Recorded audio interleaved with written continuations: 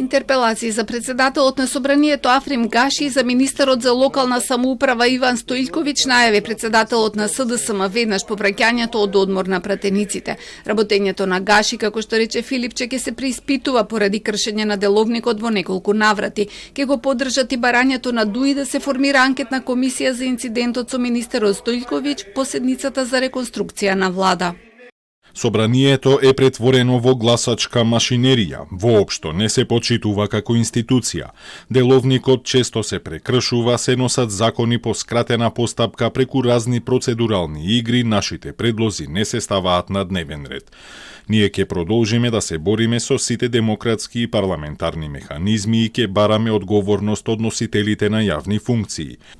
Според опозицијата, Стоилковиќ навредувал и пцуел опозицијски пратеници, а за влакно била избегната и тепачка со пратеникот Митко Трајчулевски. Дуи пак побараа и снимки затоа што тврда дека за време на паузата ја нападнал и нивната пратеничка Арбана Пашоли во клубот на пратеници во Собранието. Министерот негира, велејќи дека сето тоа се измислици. На фантазма гори немате што да одговорите, мислам, просто едноставно на измислени работи каков одговор можете да дадете. Некој може да измисли дека не знам што сум направил. Како јас можам да кажам дека таа мене ме увредила, што не е точно воопшто. Че јас нити сум разговарал со неја, нити сум имал никаков физички контакт, ниту било што. И сега како да денотирам нешто што воопшто не се случило? Немам појма. Не разбирам. Не го оставам на нив тоа.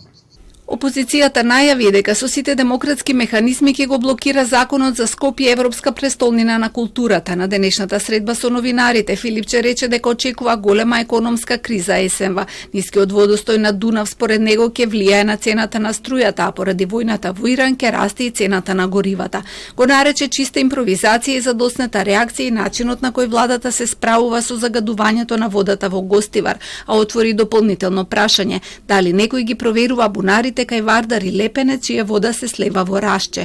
На вчерашното обвинување од премиерот дека додека тој беше министер за здравство имало извештај од Институтот за јавно здравје дека водата во повеќе места е загадена, но не се преземало ништо, ги повика институциите да истражат, но рече дека е фактот и тогаш немало епидемија и загадување како сега.